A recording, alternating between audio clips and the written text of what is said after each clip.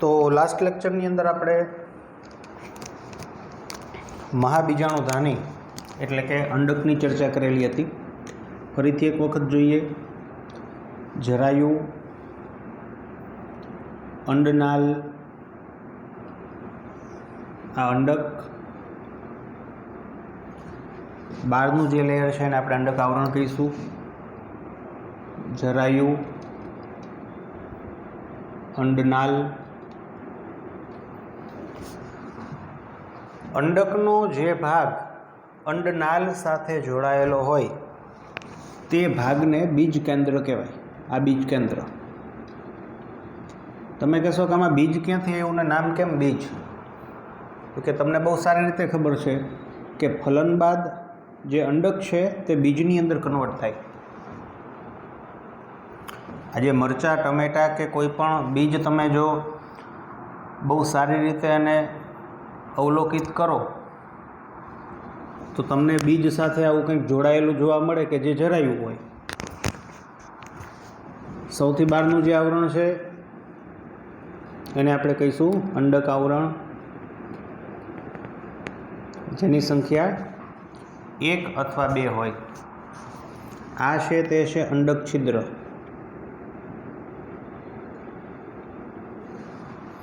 વચ્ચેનો જે પોર્શન છે એને કહીશું આપણે પ્રદેહના કોષ.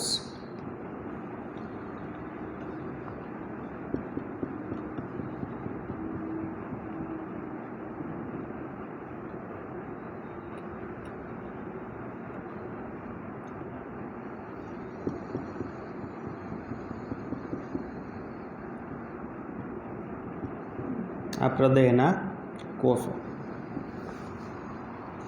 ચાલો, તો આ જે રચના છે એને આપણે અંડક કહીશું, અથવા તો જેની અંદર મહાબીજાણુ ઉત્પન્ન થાય તેના નામ ઉપરથી મહાબીજાણુધાની. લઘુબીજાણુધાની, પરાગાશય, એવી રીતે આ છે મહાબીજાણુધાની કે જેની અંદર મહાબીજાણુઓ બને છે. આ મહાબીજાણુઓમાંથી માદાજન્યુનું નિર્માણ થાય. તો પરાગરજને લઘુબીજાણુ કહેવાય. આ પરાગરજની અંદર રહેલું જે કોષ કેન્દ્ર છે એનું સંભાજન થઈને 2 નરજન્યુ બને છે. 2 શા માટે બને છે એનો પણ આપણે અભ્યાસ કરશું. એવી જ રીતે અહીંયા જે પણ મહાબીજાણુ બનશે એમાંથી માદાજન્યુ કોષનું નિર્માણ થશે. તો સૌપ્રથમ આપણે ચર્ચા કરવાની છે મહાબીજાણુ જનન, કે પહેલાં તો એ જોઈશું કે બીજાણુઓ કેવી રીતે બને છે. બીજાણુઓ બની ગયા પછી કેવી રીતે માદાજન્યુઓ બને છે, એટલે કે માદાજન્યુજનક અવસ્થાનો વિકાસ કેવી રીતે થાય છે. તો સૌપ્રથમ આપણે જોઈએ મહાબીજાણુ જનન.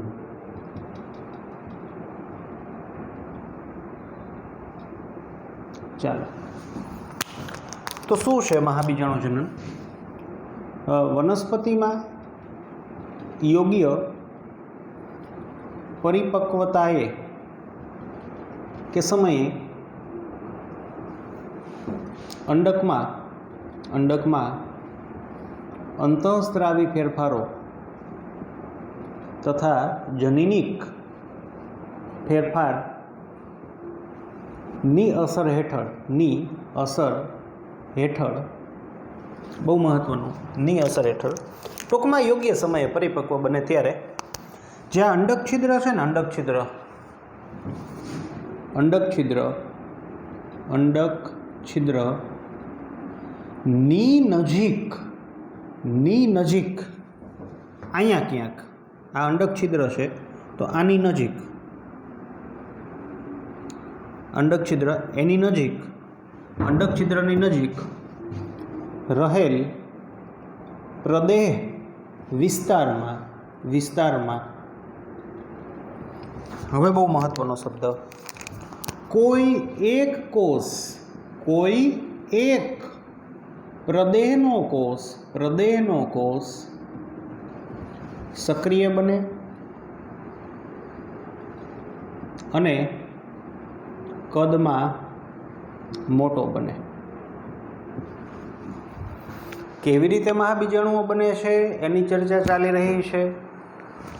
તો એની ચર્ચામાં આટલે પહોંચ્યા કે સપોઝ કે આ અંડક છે, આ અંડક છિદ્ર છે, આ અંડક છિદ્ર. તો અંડક છિદ્રની નજીક પ્રદેહનો કોઈ પણ એક જ કોષ કોઈ પણ એક જ કોષ સક્રિય બને, કદમાં મોટો બને. તો જુઓ, આ જે બ્લુ કલરથી હું દોરું છું આ છે પ્રદેહનો એક સક્રિય બનેલો, કદમાં મોટો બનેલો કોષ. બાકીના જે આ કોષો જે સાઈડમાં જોવા મળતા હોય તે સાદા નિષ્ક્રિય સ્વરૂપના અથવા આની જેમ સક્રિય ન બનેલા આ કોષો. ચાલો, આ સાદા કોષો.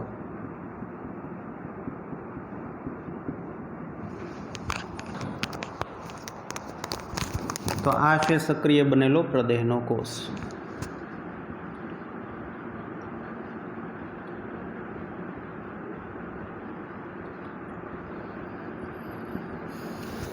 પ્રદેહના કોષો પુષ્કળ પ્રમાણમાં કોષરસ અથવા તો વધુ પ્રમાણમાં સંચિત દ્રવ્ય અથવા તો વધુ પ્રમાણમાં ખોરાક ધરાવતા કોષો છે. ચાલો, હવે પછીનું સ્ટેપ શું છે? આ પહેલું સ્ટેપ. હવે શું થાય આગળના સ્ટેપની અંદર? સક્રિય બનેલ પ્રદેહના કોષ.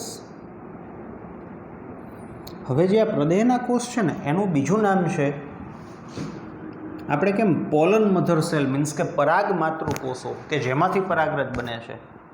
તો આ જે પ્રદેહનો કોષ છે એમાંથી જ મહાબીજાણુઓ બનવાના છે.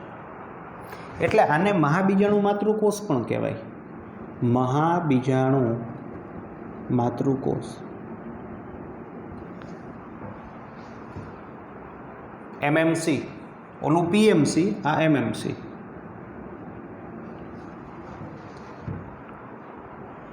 પીએમસીનું વર્ગીકરણ થઈને લઘુ બીજાણુ બનતા, એવી રીતે અહીંયા એમએમસી અથવા તો મહાબીજાણુ માતૃકોષનું વર્ગીકરણ થઈને મહાબીજાણુઓ બનશે.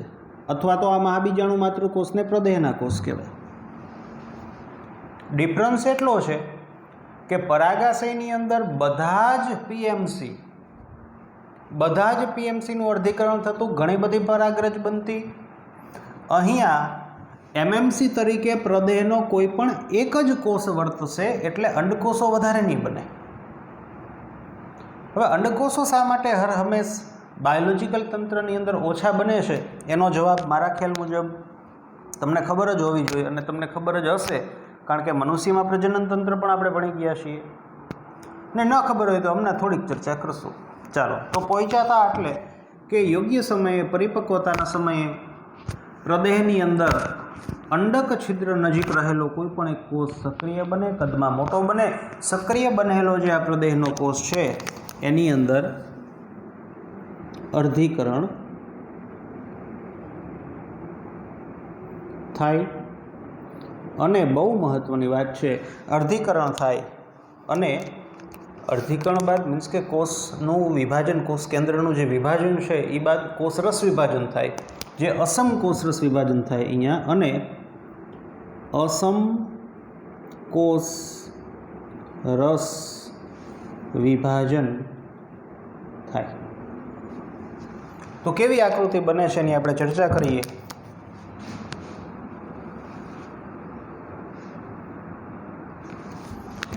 તો આ એક કોષમાંથી 4 કોષ બનશે, પણ અસમ કોષરસ વિભાજનના લીધે એક કોષ મોટો બને છે ને બાકીના 3 નાના બને છે. એટલે આવી રીતની રચના થાય કે આ એક કોષ મોટો, બાકી 3 નાના.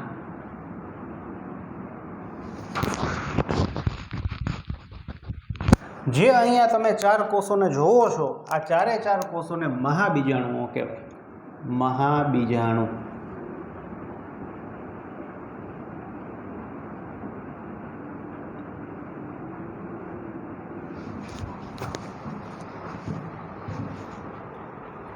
સામાન્ય રીતે આ 2n હોય તો બનતા જે બીજાણુઓ છે એ બધા n હોય. હવે એવું તો તમને આવડે. ત્રણે એનું હોય, મીન્સ કે ચારે એનું હોય. પણ થાય શું, જુઓ, અસમ કોષરસ વિભાજન ના પરિણામે બનતા મહાબીજાણુ પૈકી એક કદમાં મોટો અને બાકીના 3 છે ને કદમાં નાના હોય. હવે મિત્રો, જે કદમાં નાના છે ને, જે મહાબીજાણુઓ કદમાં નાના છે એનો દેશી મિનિંગ એમ થાય કે કોષ રસ ઓછો હોય. એનાથી વધારે દેશી મિનિંગ કહું તો સંચિત ખોરાક ઓછો હોય. સંચિત ખોરાક ઓછો હોય એટલે શું થાય, ટૂંક સમયમાં ખોરાક વપરાઈ જાય અને કોષ મૃત્યુ પામે. એટલે જે 4 બન્યા ને એમાંથી 3 જે નાના બન્યા એ તો ગુજરી જશે ટૂંક સમયમાં. આ એક જે મોટો કોષ બન્યો ને, એક જે આ મહાબીજાણુ બન્યો ને, જો બીજાણુ છે, જે જન્યુ તો બન્યા જ નથી, એ જીવશે. કદમાં મોટો, વધુ કોષરસ, વધુ ખોરાક, જીવંત રહેશે.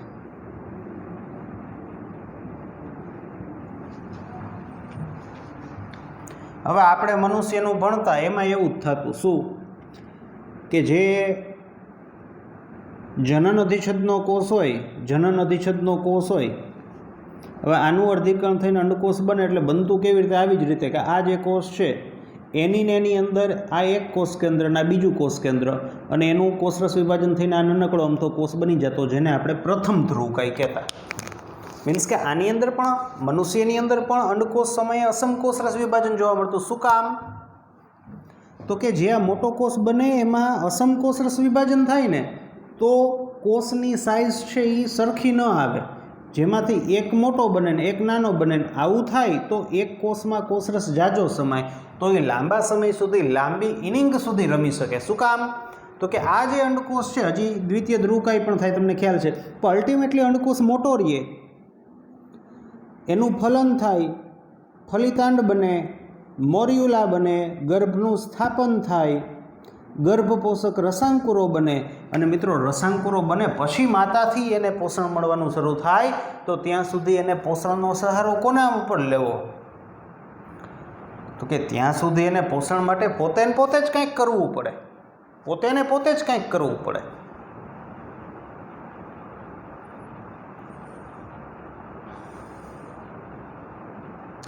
એટલા માટે હર હંમેશ માદા જન્યુઓ બનતી વખતે અસમ પ્રકારનું કોષ વિભાજન થાય. એટલે એ મોટો હોય કોષ તો જાજો કોષરસ સમાય, જાજો ખોરાક સમાય, તો છેક લાંબી ઇનિંગ રમી શકે. આ કેના જેવી વાત છે કે 4 વ્યક્તિ છે, A, B, C અને D. આ બધી વ્યક્તિઓ રાજકોટ છે. આ લોકોને આ સગા ભાઈ છે એવું વિચારીને આ લોકોને લોટરી લાગી છે, પણ લોટરી એનું ઇનામ લેવા મુંબઈ જવાનું છે. હવે દરેક પાસે 50 રૂપિયા છે. 50 રૂપિયામાં એકેય મુંબઈ પહોંચે નહીં, આણંદ સુધી માન પહોંચે એમ છે. તો શું કરવાનું? તો આવું કરવાનું કે આ 40 રૂપિયા આને દઈ દઈએ, આ 40 રૂપિયા આને દઈ દઈએ, અને આ 40 રૂપિયા આને દઈ દઈએ, બાકી 10 વધે એ વાપરે, એટલે આની પાસે પૈસા વધી જાય, તો આ એકલો મુંબઈ પહોંચી જાય. આ એના જેવી વાત છે કે જો આ એક કોષનું અર્ધીકરણ થાય પરંતુ દરેક કોષો સમાન કદના બને ને તો આમાંથી એક પણ કોષ છે એ લાંબા સમય સુધી નહીં જીવે, પણ અસમાન કદના બનશે ને તો જે મોટો બન્યો હશે ને એ જીવી જશે, એ આગળ બધી જ પ્રોસેસ કરી શકશે, બાકીના 3 મૃત્યુ પામશે. એના જેવી વાત છે. તો વધીએ આપણે આગળ કે માદા જન્યુ બનતી વખતે હર હંમેશ આપણને ક્યાંક ને ક્યાંક કોઈ પણ સ્તરે અસમ પ્રકારનું કોષરસ વિભાજન જોવા મળે છે. તો જે આ 4 મહાબીજાણુઓ બન્યા છે એમાંથી 3 ગુજરી જશે, 1 જીવશે. મીન્સ કે ઘટાડો જોવા મળ્યો. માદાજન્યુ જનન અથવા માદાજન્યુના વિકાસ સમયે આપણને અવનતિકરણ જોવા મળે. તો આ બહુ કોમન છે. નરજન્યુઓની અંદર અથવા તો નર પ્રજનન તંત્રની અંદર સિસ્ટમમાં આવું આપણને જોવા મળતું નથી. અપવાદ રૂપે આપણે ભણી ગયા કે અનાવૃત બીજધારી વનસ્પતિની અંદર નરજન્યુઓ ઉત્પન્ન થતી વખતે પણ આપણને એની અંદર અવનત ઘટાડો જોવા મળે છે. એ શું કામ જોવા મળે છે? તો કે પોષક સ્તરોની ગેરહાજરી. ચાલો તો આગળ વધીએ. તો આમ થાય શું કે સપોઝ કે હું પરાગરજની વાત કરતો હોય તો આ પોલન મધર સેલ હોય એનું અર્ધીકરણ થાય તો 4 પરાગરજ બને. પણ મહાબીજાણુ જનનની વાત થતી હોય તો એનું અર્ધીકરણ થાય આ 4 લઘુ બીજાણુઓ, 4 લઘુ બીજાણુ. પણ એમએમસીની વાત થતી હોય તો થાય છે શું કે એક જ અલ્ટિમેટલી જીવંત રહે છે, બાકીના 3 છે એ નાશ પામે છે. એટલે એક એમએમસીમાંથી મહાબીજાણુ માતૃકોષમાંથી એક જ બીજાણુ બને અર્ધીકરણ દ્વારા જીવંત, કામ લાગે એવા બને. 4 પણ 3 મરી જાય એટલે કામના શું? જ્યારે આમાં 4 બને, આમાં 1 બને.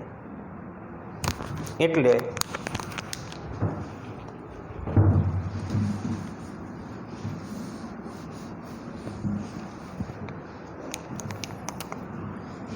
તો મોટા ભાગની આવૃત બીજધારી વનસ્પતિમાં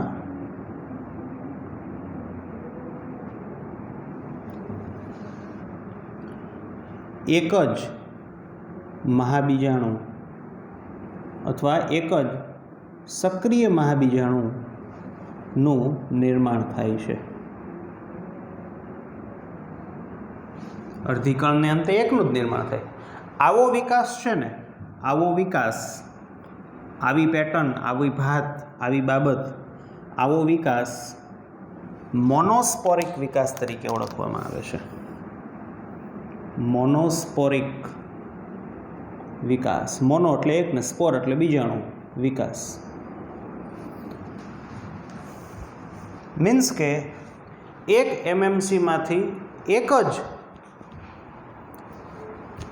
બનવા અને મોનોસ્પોરિક વિકાસ કહેવાય. ચાલો જોઈએ આપણે આગળ. તો હજી મોનોસ્પોરિક, બાયસ્પોરિક, ટ્રાયસ્પોરિક, ટેટ્રાસ્પોરિકની ચર્ચા કરીશું.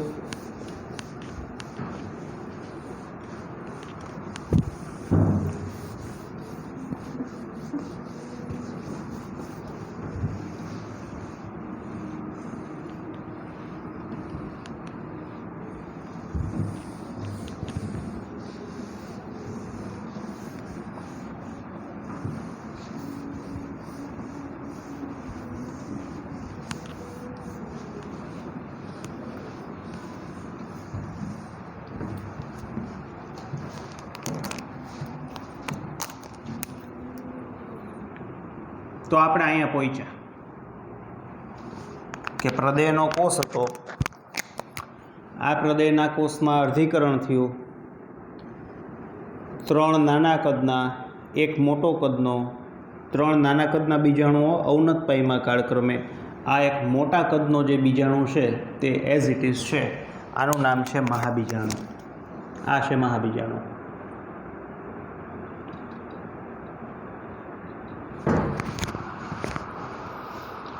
તો જેવી રીતે પરાગરજ આપણે જોઈ કે એની અંદર વાનસ્પતિક કોષ કેન્દ્ર છે, એનું કોષ વિભાજન થઈને જન્યુ કોષો સર્જાય છે.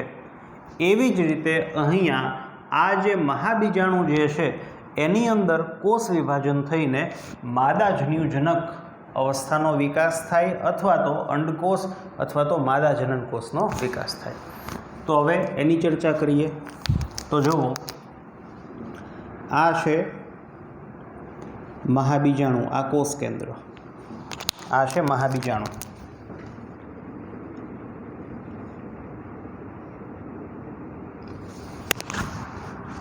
આ એનું કોષ કેન્દ્ર. શું થાય?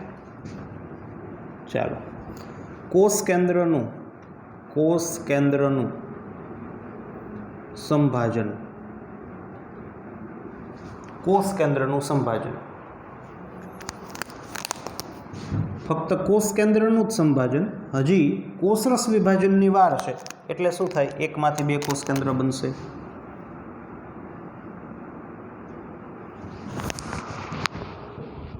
પાછું જેને કહેવાય સંભાજન, પાછું સંભાજન.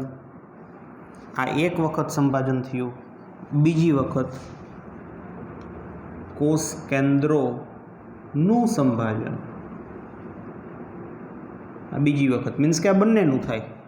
એટલે વળી આમાંથી બે, આમાંથી બે.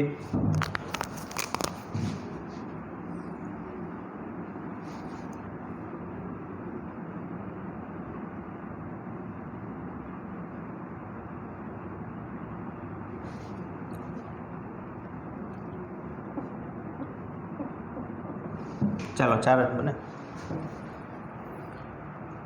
વળી પાછું આ જે કોષ કેન્દ્રો છે એનું પાછું સંભાજન થાય. એટલે કે ટોટલ 3 વખત સંભાજન થાય.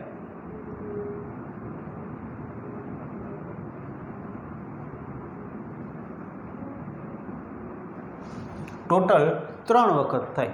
એટલે તમે અહીંથી પણ વિચારી શકો કે એક કોષ કેન્દ્ર છે એનું 3 વખત સંભાજન થાય તો પહેલી વખતમાં 2 બને, વળી પાછા 4 બને આ બીજી વખત, અને આ ત્રીજી વખત 8 બને. તો ફાઇનલી આપણને જે આ મહાબીજાણુ છે એની અંદર 8 કોષ કેન્દ્ર જોવા મળે.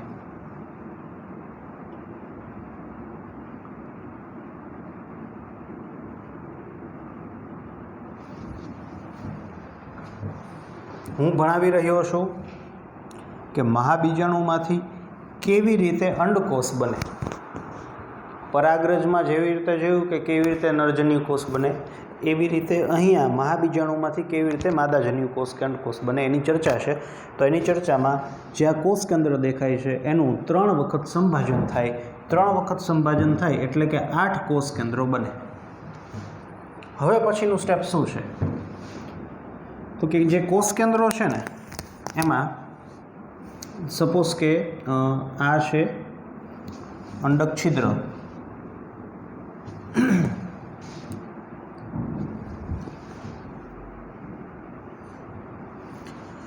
આ અંડક છિદ્ર અને આ બાજુનું હોય એને કહેવાય અંડક તલ.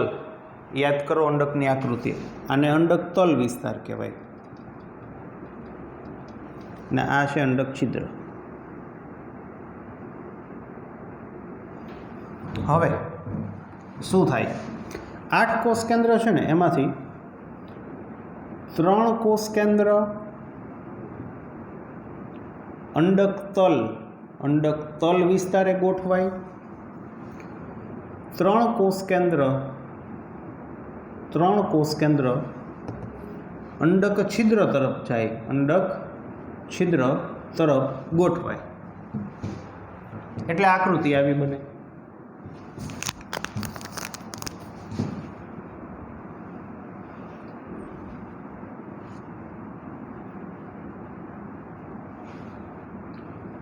આ 1 2 3, આ અંડક તલ, આ અંડક છિદ્ર, 1 2 3. બાકીના 2 વધ્યા. 2 કોષ કેન્દ્ર મધ્યમાં ગોઠવાય. અહીંયા અહીંયા મીન્સ કે એ 2 દોરી નાખું. આ 2. હવે શું થાય? તો કે હવે કોષરસ વિભાજન થાય.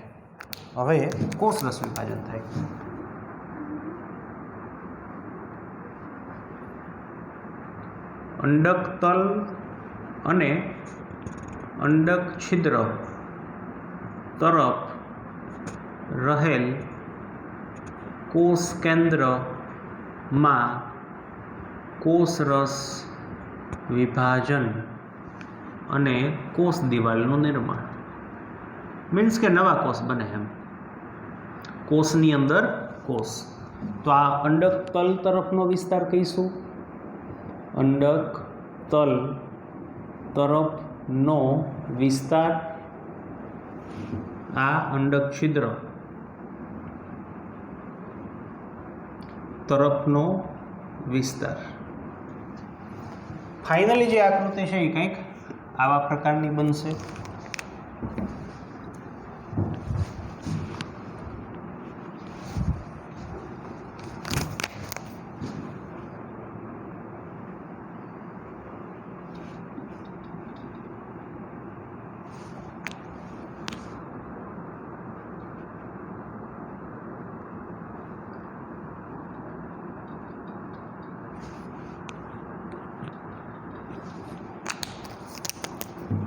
આ કોષ દિવાલનું નિર્માણ, મીન્સ કે કોષની અંદર કોષો બની ગયા. અહીંયા પણ તમે જોઈ શકો છો આ બે એમને મીન્સ કે ટોટલ 8 કોષ કેન્દ્ર છે, એમાંથી 6ની ફરતે કોષરસ વિભાજન થાય. આ એમને અંડક તલ તરફના જે આ 3 કોષો છે તેને પ્રતિધ્રુવીય કોષો તરીકે ઓળખાય.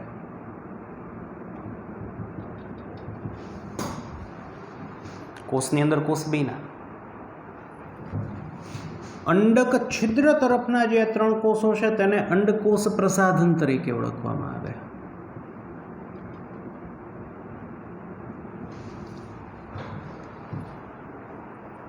હવે આ 3માં હકીકતે હોય એવું કે 2 આગળ હોય અને 1 એની પાછળ હોય. તમે ટેક્સ્ટ બુકમાં આકૃતિ જોશો ને તો એ પરફેક્ટ કે 2 આગળ ને 1 એની પાછળ, આવી રીતની એની ગોઠવણી હોય. મેં 3 લાઈનમાં ગોઠવી દીધા છે. આને ધ્રુવીય કોષ કેન્દ્ર કહેવાય. ધ્રુવીય કોષ કેન્દ્ર મીન્સ કે આ જે કોષ કેન્દ્ર છે કયા કોષનું? તો કે આ જે આખો મોટો કોષ છે ને એનું. આ મોટા કોષની અંદર 6 તો નાના કોષ છે. આ છે શું? તો કે મહાબીજાણુ. આ શું છે? મહાબીજાણુ. પણ હવે આ મહાબીજાણુ આવો દેશી નથી રહ્યો, હવે એમાં કંઈક નવું સર્જાણું છે. તો આને આવી રચનાને ભ્રૂણપુટ કહેવાય. ભ્રૂણપુટ.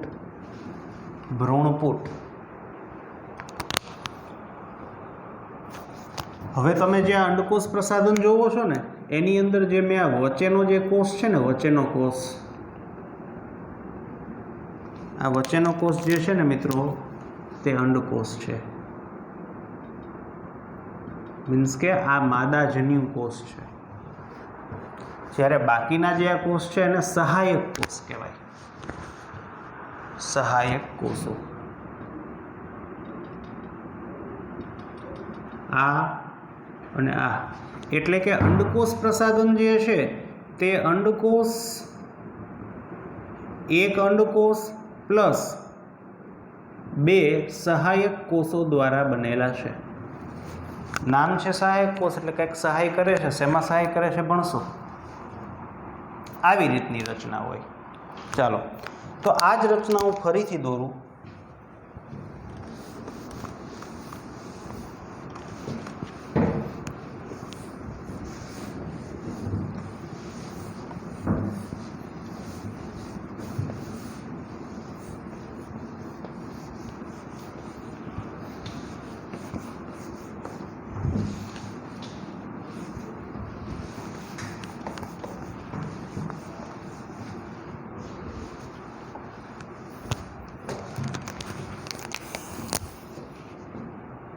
આ અંડક હતું, એકદમ ઇમેચ્યોર કે આ સાદા પ્રદેહના કોષો હતા. અંડક પછી એક પ્રદેહનો કોષ છે એ સક્રિય બન્યો. આ એક પ્રદેહનો કોષ સક્રિય બન્યો. જે સક્રિય બન્યો એને આપણે એમએમસી તરીકે ઓળખશું. એમએમસી અથવા મહાબીજાણુ માતૃકોષ. આ બધાય પ્રદેહના કોષ. પ્રદેહના કોષ. પછી આનું શું થયું? તો કે આનું અર્ધીકરણ થયું. અર્ધીકરણ થયું એટલે શું બન્યું? 4 કોષો બન્યા. 4 કોષ બન્યા. અંડક છિદ્રની નજીક રહેલો કોઈ પણ એક પ્રદેહનો કોષ સક્રિય બને, જેને એમએમસી કહીશું. અર્ધીકરણ થયું 4 કોષ બન્યા, 3 ગુજરી ગયા, 1 જીવંત રહ્યો. હવે જે આ 4 કોષ છે અથવા જે જીવંત છે આને કહેવાય મહાબીજાણુ. હવે આ મહાબીજાણુની અંદર શું થાય છે તો કે મહાબીજાણુમાં 3 વખત કોષ કેન્દ્રનું સંભાજન થાય, જેથી 8 કોષ કેન્દ્ર બને, જેમાંથી 3 ઉપરની બાજુએ, 3 નીચેની બાજુએ અને 2 વચ્ચે ગોઠવાય છે. એટલે કે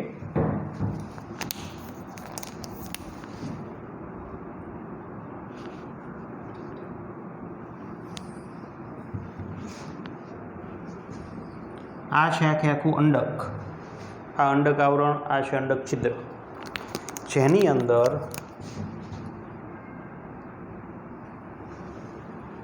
આ છે મહાબીજાણુ,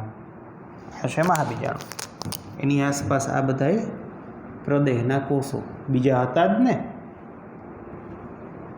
બીજા કોષો હતા જ. આ મહાબીજાણુ, જેમાં ઉપરની બાજુએ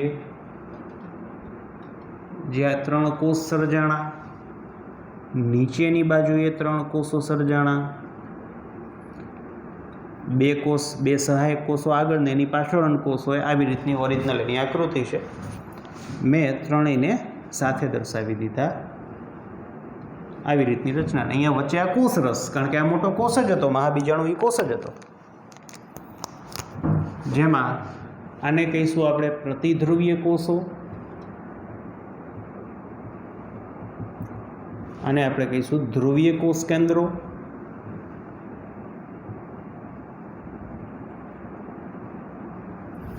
આને કહીશું અંડપ્રસાધન,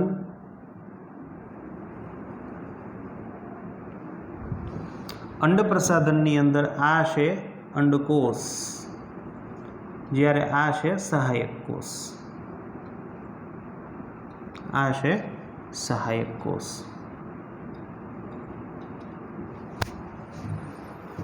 તો આખી જે આ રચના છે, આ રચના હવે એને મહાબીજાણુ કહીશું તો શરમ લાગશે.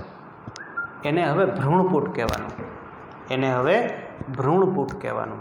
ચાલો, તો મોટા ભાગની આવૃતબીજધારી વનસ્પતિમાં ભ્રૂણપૂટ, મોટા ભાગની નહીં પણ ભ્રૂણપૂટ, જોજો આખી રચના ભ્રૂણપૂટ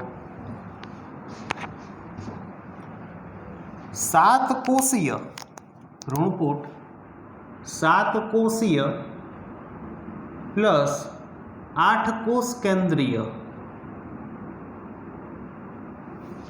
સ્વરૂપ ધરાવે છે. ભ્રૂણપૂટ હોય ને એમાં 7 કોષ અને 8 કોષ કેન્દ્ર જોવા મળે. તો ગણીએ 7 કોષ કેવી રીતે થાય. તો કે 1 કોષ, 2 કોષ, 3 કોષ, 4, 5, 6 અને આ એક મોટો 7, આ 7 કોષ. 8 કોષ કેન્દ્ર કેમ થાય? આ 1 કોષ કેન્દ્ર, 2 કોષ કેન્દ્ર, 3 કોષ કેન્દ્ર, 4, 5, 6, 7 અને 8. તો લાક્ષણિક ભ્રૂણપૂટ 7 કોષીય અને 8 કોષ કેન્દ્રીય હોય છે. હવે તમે જુઓ, હકીકતે મોનોસ્પોરિક વિકાસ કોને કહેવાય? કે એક આમાં અંડકોષ બન્યા કેટલા? એક જ છેલ્લે બન્યો ને, છેલ્લે એક જ બન્યો. તમે જુઓ કે આ એમએમસી હતો, એનું અર્ધીકરણ થયું, અર્ધીકરણ જોજો, અને આમાંથી ફાઇનલી અંડકોષ તો એક જ બન્યો. જો અંડકોષ તો એક જ બન્યો, અંડકોષ.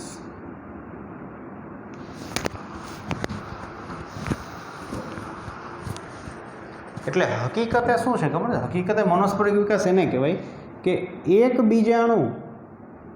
બીજાણુનો વિકાસ થઈને આ એક અંડકોષ બને છે. આને મોનોસ્પોરિક વિકાસ કહેવાય.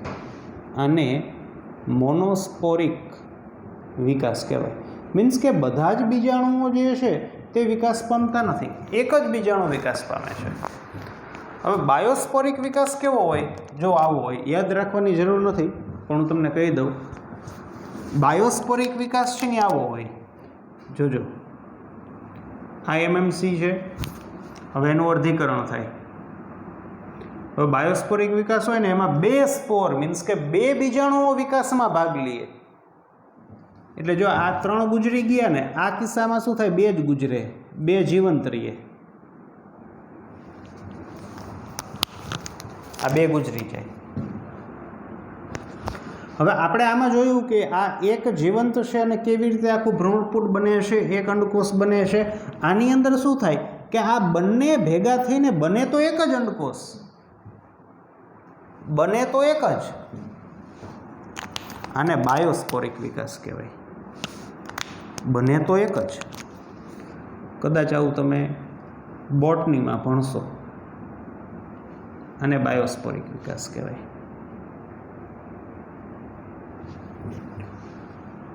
ટ્રાયોસ્પોરિકમાં 3 હોય ને ટેટ્રાસ્પોરિકમાં 4 હોય ને પેન્ટાસ્પોરિક ન હોય, કારણ કે 5 બને નહીં કોઈ દી. એટલે અંડકો આવી રીતના જેને કહેવાય કે આમ આટા મારતા હોય. આ અંડક છિદ્ર, આ અંડક આવરણ બહારનું 1 થી 2 ની સંખ્યામાં, અને ઓલી પરાગનલિકા આવે ને, પરાગનલિકા આવે ને એ આ બાજુ ટર્ન લે અને પછી શું થાય આપણે ફલનમાં જોઈશું. અને એના કોષ કેન્દ્ર નાના કોષ કેન્દ્ર ભેગા થાય. હવે જે આ સહાયક કોષ હોય ને એની બહારની સપાટી ઉપર સ્થૂલન એટલે કે આવી રીતના પ્રવર્ધો જોવા મળે આપણને. રસાયણના બનેલા હોય, રબડ પ્લાસ્ટિક ન હોય. જે સહાયક કોષ હોય ને, આ સહાયક કોષમાં અંડક છિદ્ર તરફ આપણને જરાક એની જે સપાટી હોય ને થોડીક આમ લચેલી જોવા મળે, કંઈક રસાયણ હોય, સ્થૂલન કહેવાય દેશી ભાષામાં. તો આ જે રસાયણો ચોટેલા છે અંડક છિદ્ર બાજુ સહાયક કોષમાં, જેને ફિલિફોર્મ એપરેટર્સ તંતુમય પ્રસાધન કહેવાય. બહુ મહત્વનું કાર્ય છે આનું. હવે જો આનું હકીકતે કાર્ય શું, તંતુમય પ્રસાધનનું કાર્ય શું, તો કે બહુ હાઈફાઈ કાર્ય છે. જુઓ,